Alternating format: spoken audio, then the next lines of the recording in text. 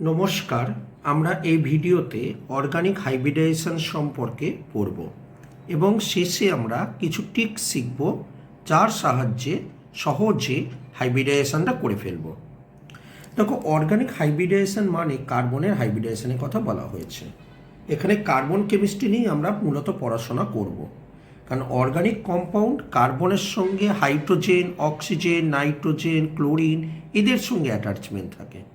So কার্বনের যদি electronic configuration করি আউটার মোস্ট সেলের, আমরা জানি হিলিয়াম 2s2 2p2 হয়। ওকে, এটা হলো কার্বনের ইলেকট্রনিক কনফিগারেশন। তো যদি এটাকে বক্স ডায়াগ্রামে করি, এস এর একটা বক্স হয় যার মধ্যে দুটো ইলেকট্রন আছে, আর পি এর বক্স হয় তিনটে যার মধ্যে দুটো সিঙ্গেল ইলেকট্রন এরমভাবে রয়েছে। এই যে ইলেকট্রনিক কনফিগারেশন করে যে বক্স ডায়াগ্রাম করলাম, এইটা হলো কার্বনের ground state, GS ground state. কিন্তু যখন কার্বন বিভিন্ন কম্পাউন্ডের সঙ্গে অ্যাটাচ হয়, মানে বিভিন্ন কম্পাউন্ড তৈরি করে, তখন সে এক্সাইটেড স্টেটে যায়। এক্সাইটেড স্টেটে যাওয়ার জন্য বাইরে থেকে সে এনার্জি অ্যাবজর্ব করে এবং বাইরে থেকে এনার্জি পেয়ে এই ইলেকট্রনটা এইখানে চলে আসে।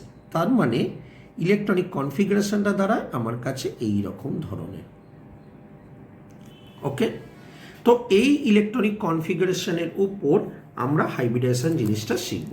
ঠিক আছে, মেনলি আমরা এই এক্সাইটেড স্টেট নিয়ে করব, আর কার্বিন বলে একটা ইন্টারমিডিয়েট পড়বো একটু বাদে, সেখানে আমরা গ্রাউন্ড স্টেট নিয়ে পড়ব।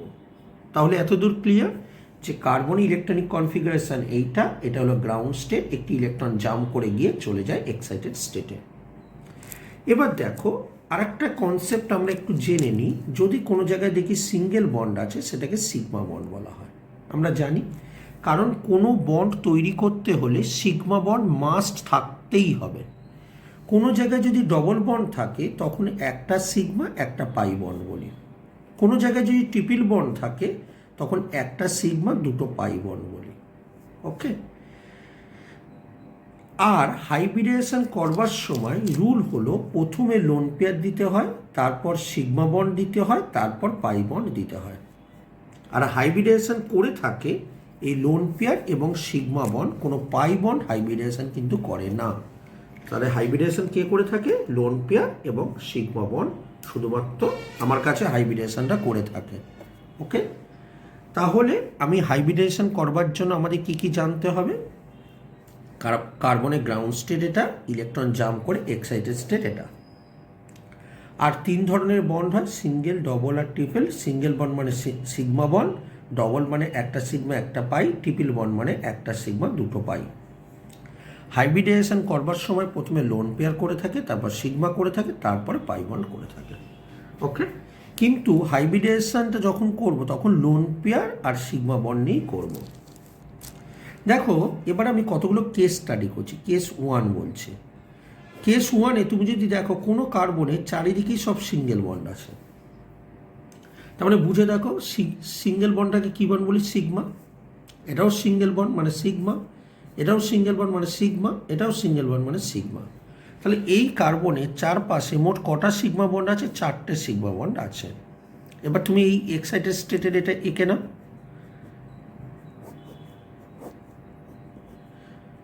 এঁকে নিলাম। কটা সিগমা বন্ড আছে? 4টে সিগমা বন্ড আছে। একটা সিগমা, দুটো সিগমা, তিনটে সিগমা, 4টে সিগমা। 4টে সিগমা দিয়ে দিলাম। তাহলে দেখো কোন কোন অরবিটাল ইউজ করেছো। এটাকে কি অরবিটাল বলে? এটা এস, তাই তো? আচ্ছা, এগুলোকে কি অরবিটাল বলে? পি। তার মানে 3টে পি ইউজ করেছো, তার মানে এটার হাইব্রিডাইজেশন হবে sp3। তাহলে কোনো কার্বনের যদি তুমি চারদিকেই সিগমা বন্ড দেখো, সিঙ্গেল বন্ড দেখো, তখন তুমি এটাকে বলবে sp3 হাইব্রিডাইজেশন। ওকে, কেস 2।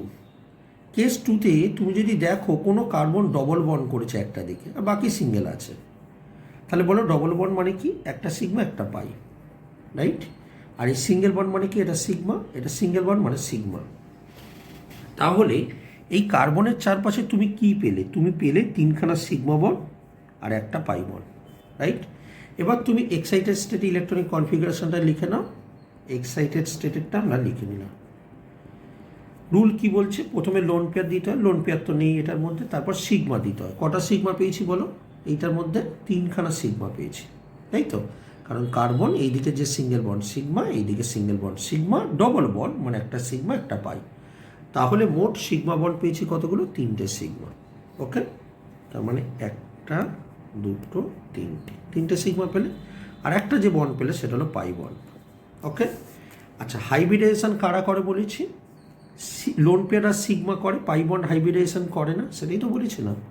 তাহলে দেখো হাইব্রিডাইজেশন কত দূর হচ্ছে? এইটা মানে কটা হাইব্রিডাইজেশন করছে? 3টে, মানে একটা এস অরবিটাল, এটা এস, আর এই দুটো কি? পি, তার মানে sp2।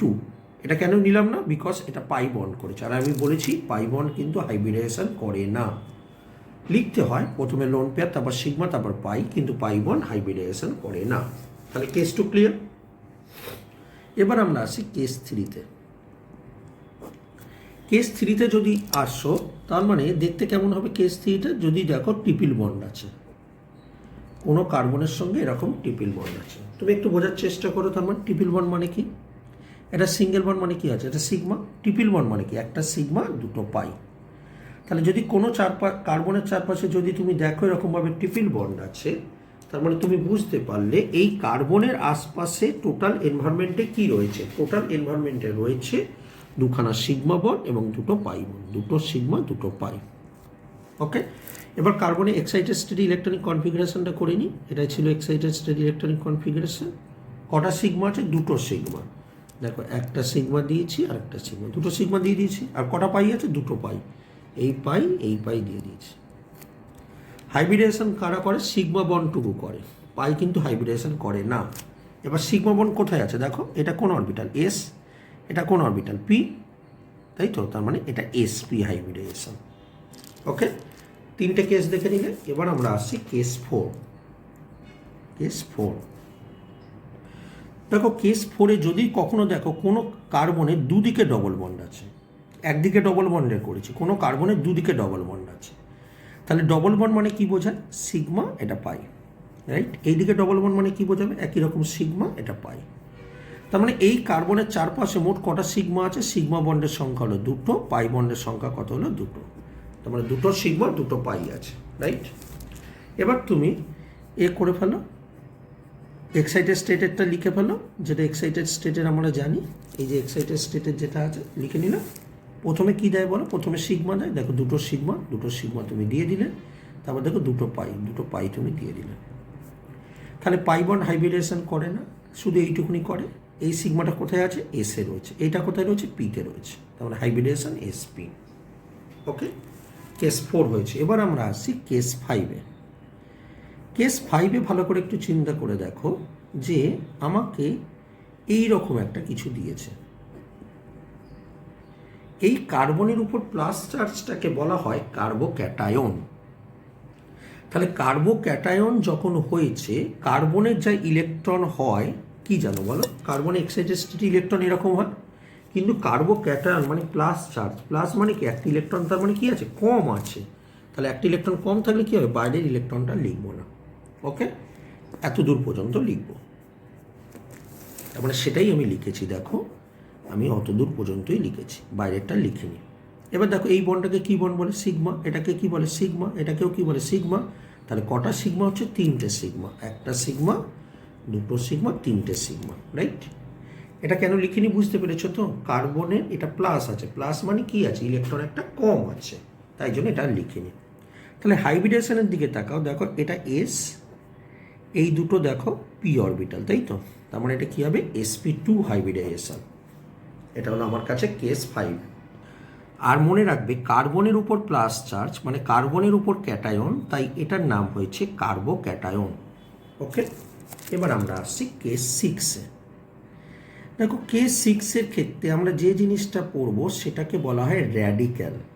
র্যাডিক্যাল মানে এখানে একটা ইলেকট্রন থাকে, তো এগুলোকে বলা হয় ইন্টারমিডিয়েট। ইন্টারমিডিয়েট কেন বলে না? যখন কোনো অর্গানিক রিয়াকশান হয়, রিয়াকশানের শুরুতে বা শেষে এই প্রোডাক্টগুলো পাই না, রিয়াকশানের মাঝখানে এইগুলোর দিয়ে রিয়াকশানটা হয়, তাই এইগুলোকে বলা হয় রিয়াক্টিভ ইন্টারমিডিয়েট। ওকে, তো আমরা পড়বার চেষ্টা করছি এই র্যাডিক্যালের হাইব্রিডেশনটা কী। তো আমরা কার্বন এক্সাইটেড স্টেটে ইলেকট্রনগুলো আমরা এরকমভাবে দিতে জানি, তো দিয়ে দিলাম, ঠিক আছে। এবার দেখো কটা সিগমা, এটা সিগমা, এটা সিগমা, এটা সিগমা, দেখো এটা সিগমা, এটা সিগমা, এটা সিগমা। আর এই যে ইলেকট্রনটা রয়েছে এইটা বাইরে ফ্রি র্যাডিক্যাল আকারে থাকবে, ফ্রি র্যাডিক্যাল আকারে থাকবে। ওকে, তো যদি ফ্রি র্যাডিক্যাল আকারে থাকে আমার কাছে সিগমাগুলো কোন কোন অরবিটাল রয়েছে, এটা এস আর এই দুটো পি, তার মানে sp2 হাইব্রিডাইজেশন। ঠিক আছে, বোঝা গেছে? আমরা আসছি কেস 7-এ, কেস 7। ওকে, কেস 7-এ আমরা কি করছি না, কার্বন এরকমভাবে 3টে সিঙ্গেল বন্ডে আছে, হ্যাঁ হাইড্রোজেন থাকতে পারে বা অন্য কিছু থাকতে পারে, মোট কথা সিঙ্গেল বন্ডে আছে, আর এখানে মাইনাস চার্জ। তাহলে বুঝতেই পারছো তুমি, মাইনাস মানে কি হবে, একটা ইলেকট্রন বেশি। মানে এই যে ইলেকট্রনিক কনফিগারেশনটা করেছো এখানে একটা ইলেকট্রন বেশি। মনে রাখবে এই ইলেকট্রনিক কনফিগারেশনে যদি কোনো দিন ইলেকট্রন গেন করে তখন সবসময় ইলেকট্রনটা এই অরবিটালে গেন হয়, যদি গেন করে। আর ইলেকট্রন যদি লস করে ইলেকট্রন লাস্ট থেকে লস হয়। তাই জন্য দেখো যখন কার্বোক্যাটায়ন করেছিলাম একটা ইলেকট্রন কম ছিল, তাই এইখান থেকে একটা ইলেকট্রন বাদ দিয়ে দিয়েছিলাম। এখন আমি কার্বো অ্যানায়ন করছি, কেন কার্বো অ্যানায়ন না, কার্বনের উপর অ্যানায়ন চার্জ, তাই এটাকে বলা হয় কার্বো অ্যানায়ন। এক্ষেত্রে দেখো ইলেকট্রন একটা গেন করবে, কারণ মাইনাস মানে ইলেকট্রন বেশি আছে, তাহলে ইলেকট্রন গেনটা কোথায় করবে না, এই অরবিটালে ইলেকট্রনটা গেন করবে। তাহলে এই অরবিটালটায় যদি ইলেকট্রন গেন করে তাহলে দেখতে কেমন হচ্ছে না, এমনি নর্মাল এরকম হওয়া উচিত, তাই তো, এরকম থাকে এক্সাইটেড স্টেটে, কিন্তু একটা ইলেকট্রন বেশি আছে বলেছি, তাহলে ইলেকট্রনটা এইখানে বেশি আকারে রইল। এবার তুমি দেখো ভালো করে, এই যে স্ট্রাকচারটা এঁকেছো এখানে কি বন্ড, এটা বন্ড সিগমা, এটা কি বন্ড সিগমা, এটা কি বন্ড সিগমা, তার মানে 3খানা সিগমা বন্ড আছে, তার মানে এই সিগমা সিগমা সিগমা। ঠিক আছে, তাহলে আমরা কি বলেছি, লোন পেয়ার এবং সিগমা হাইব্রিডাইজেশন করে, তার মানে এটা লোন পেয়ারের মতন বিহেভ করছে, তার মানে এটা এস, আর এই 3টে দেখো কি অরবিটাল p3, তাই তো, তার মানে sp3 হাইব্রিডাইজেশন। আমরা এবার কেস 8-এ আসছি। কেস 8-এ আমরা এখানে কার্বিন সম্পর্কে পড়াশোনা করব, এটাও একটা রিঅ্যাক্টিভ ইন্টারমিডিয়েট। ওকে, দেখো তুমি খেয়াল করে দেখো, কার্বিনে কার্বন নিলে কেমনভাবে থাকে, দুটো বন্ড এরমভাবে থাকবে। ঠিক আছে, একটা আপে থাকে একটা ডাউনে, আপটাকে এরকমভাবে দেখানো হয়, ডাউনটাকে এরকমভাবে দেখানো হয়। এইখানে ভ্যাকেন্ট অরবিটাল থেকে থাকে, আর এইখানে দুটো পেয়ার ইলেকট্রন এরমভাবে থাকে। ওকে, বুঝতে পেরেছ? এই জিনিসটাকে বলা হয় সিংলেট কার্বিন, সিংলেট কার্বিন। আর টিপলেটের ক্ষেত্রে কি হয়ে থাকে না, এই যে অরবিটালগুলো এঁকেছো একই রকম থাকবে, কিন্তু ডিফারেন্সটা হলো দুটো ইলেকট্রন দুটো এরম আলাদা জায়গায় থাকে, এটাকে বলা হয় ট্রিপলেট কার্বিন।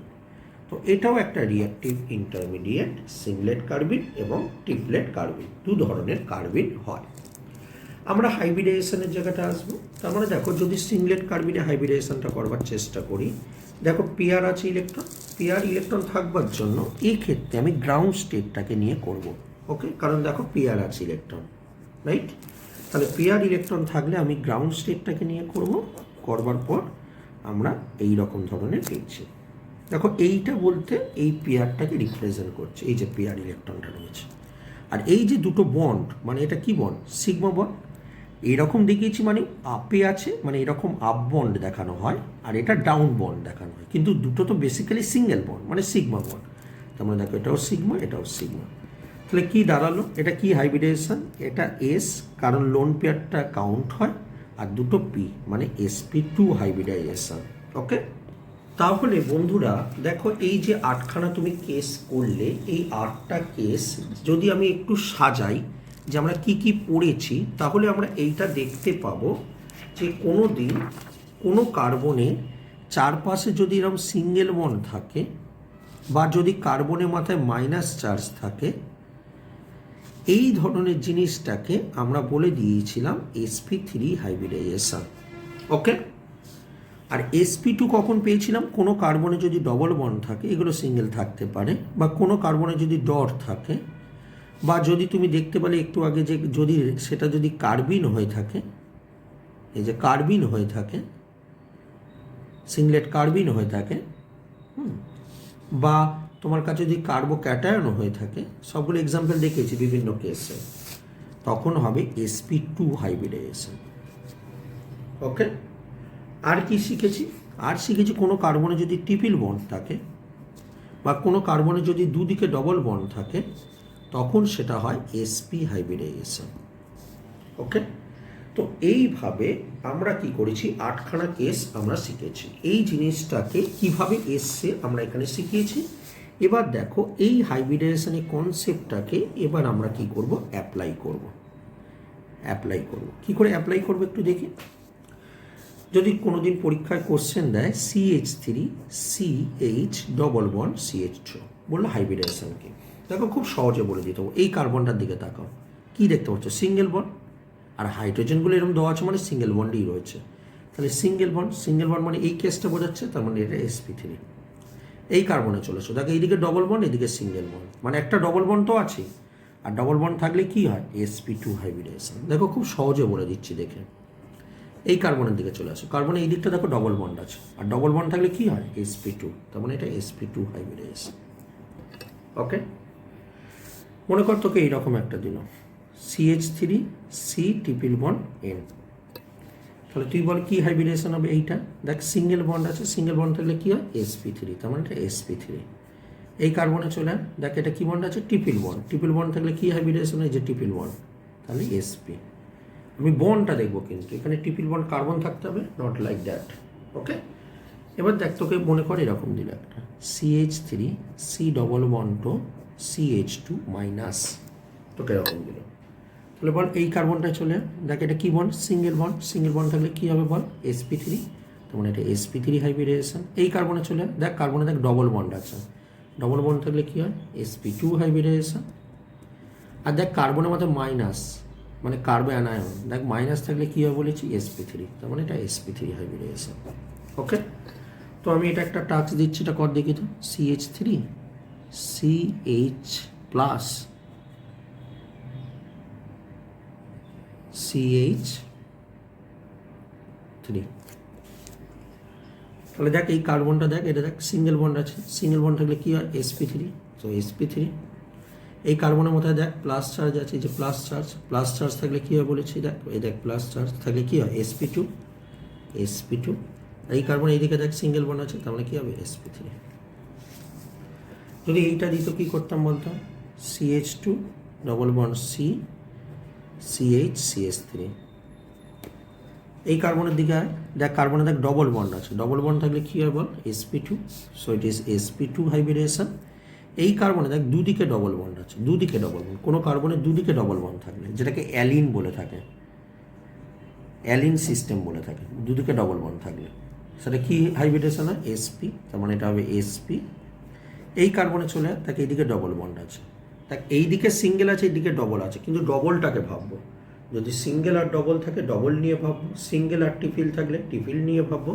তো বেসিক্যালি ডবল বন্ড আছে, আর ডবল বন্ড থাকলে কী হবে হাইব্রিডেশন, sp2, তার মানে এটা sp2।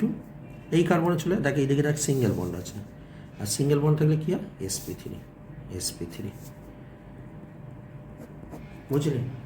তার মানে আশা করব এই ভিডিওটা যদি পুরোটা ভালো করে দেখিস, তাহলে যে কোনো হাইব্রিডাইজেশন তোকে যদি এক্সামে দেয়, অর্গানিক হাইব্রিডাইজেশন আমরা খুব সহজে করে ফেলতে পারবো।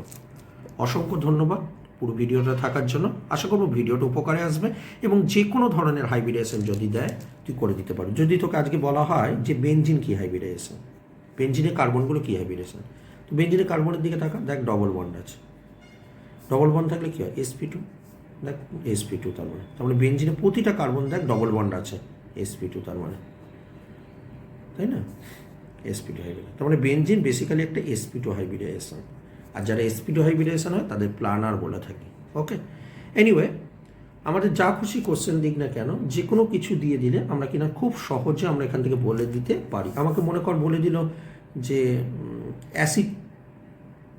অ্যাসিটিলিন কি হাইব্রিডাইজেশন, দেখ ট্রিপল বন্ড আছে, ট্রিপল বন্ড মানে sp হাইব্রিডাইজেশন। সো আমরা হাইব্রিডাইজেশনটা, অর্গানিক হাইব্রিডাইজেশনটা এই ভিডিওটার মধ্যে দিয়ে শিখলাম। ধন্যবাদ।